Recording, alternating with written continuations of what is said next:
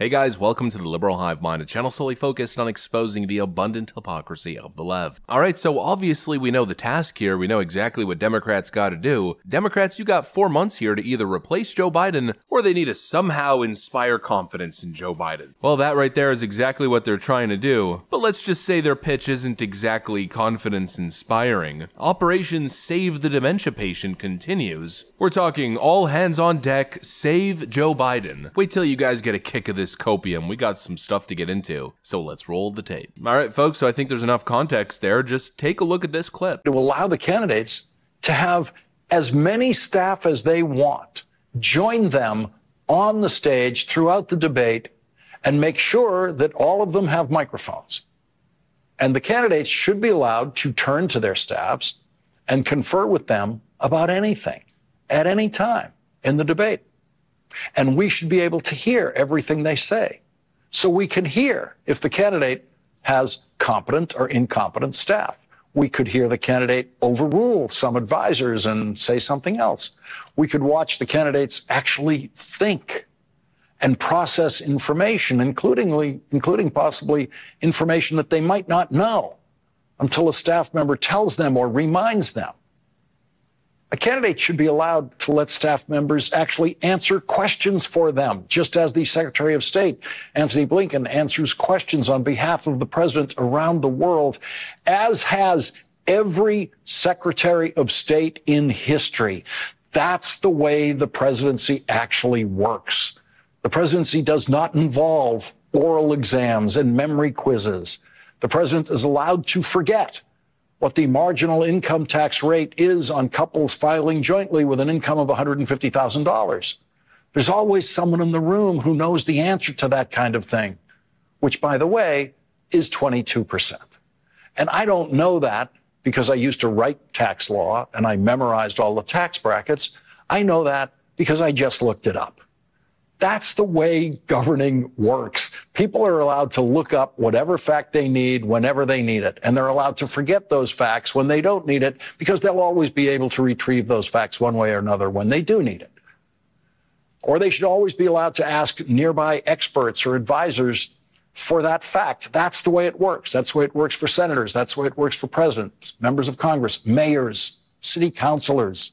It's honestly unbelievable what lengths these people will go to protect Joe Biden. You know, the left is always attacking Fox News. They're always claiming it's the MAGA news network. All they do is shill for Trump. But those of us who have actually been paying attention know that that's not true. If anything, Fox News has probably done more damage to Trump than helped him. But I guess the point I'm getting at is I could never imagine anyone at Fox News ever doing something like this for Trump. And there's good reason why that would never happen. The simple fact is people on the right just aren't this insane. And really just think about it. Here you have a man who's probably in his late 60s, maybe early 70s, a man who's being paid like a real professional. He dresses like a professional. He's been waking up and going to work. He's had this big career. He's this big hotshot. To be an individual in that position, only to humiliate yourself, to say something so utterly insane and pathetic, and of course clearly discrediting. Your job as a journalist is to deliver the facts. Your job as a media or political analyst is to analyze effectively and honestly. But all these people do is spin and run cover. What kind of out-of-your-mind crackhead suggestion is that? Just special privilege for Joe Biden. During these debates, the candidates should be able to phone in a friend on every question. In fact, scratch that, they should just have their staff behind them answering all the questions. Yeah, there's only one problem with that. That's not a debate. Not exactly sure what I would call that, but it's certainly not a debate. See what I mean by discredited? I mean, these people can't be serious. What an insane suggestion. The bias is just insane, and obviously this take is born from bias. But it's not just the bias that's crazy. The whole thing is nuts. Somehow Joe Biden walking out on the debate stage with an entourage fixes all of his problems. I swear these liberals couldn't replace a light bulb. They're not exactly the find a solution type now, are they? What exactly would Joe Biden's staff standing behind him change? We'd have to sit there as the audience, waiting 5 minutes for Joe Biden to turn around so he can shuffle back to his staff, only to come back having memorized or internalized 0% of what was told to him. We watch as he shuffles on slowly back to the podium, only to yell into the microphone in his old angry voice. Listen here, chicken. I love it when the little kids jump on my lap.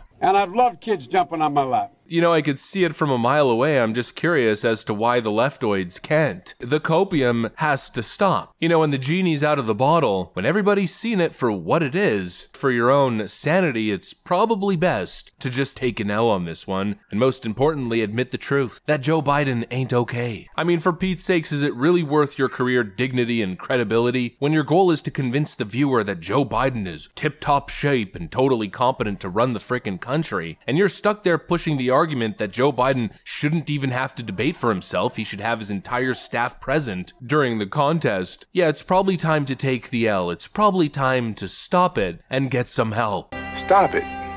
Get some help. But then again, of course, we know these people have no shame. You know, these are the same people who were suggesting that Michael Avenatti run for president. Also had a lot of TV star power, and that helped him pre-Trump.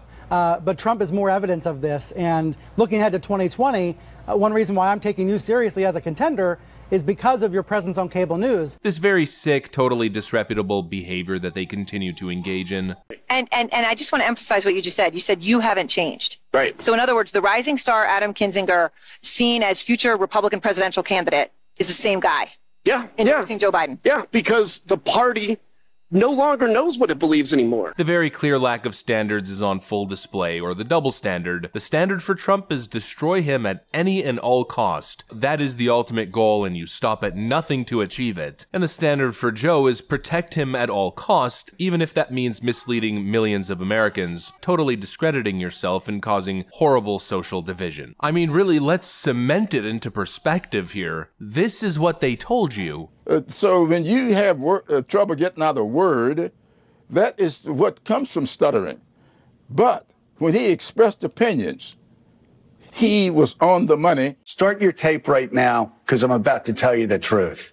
And F you if you can't handle the truth. This version of Biden is the best Biden ever. He is sharp, intensely probing, and detail-oriented and focused. That's what they were saying about this guy. Person eligible for what I've been able to do with the with the COVID.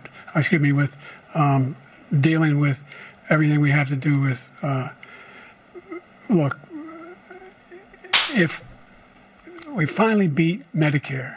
A drooling president who keeps tripping all over himself and continues to trip all over himself. I mean, even just yesterday calling himself the first black female president. I remember as a Catholic kid growing up in an area where we didn't like Catholics didn't get elected. I'm the first president elected statewide in the state of Delaware when I was a kid.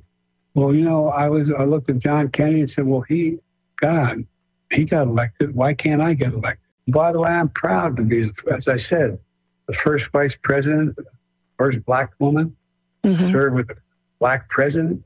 I'm proud of the first black woman in the Supreme Court. There's just so much that we can do. That's the guy they told you was as sharp as ever, in fact, even sharper than before. These people should be totally condemned, never trusted again. This crap right over here is why trust in journalism is at an all-time low. Anyways, that's what I got for you guys. Hopefully you enjoyed the video. If you did, make sure to leave a like and possibly subscribe to the channel. Thanks for watching, and I'll see you on the next one.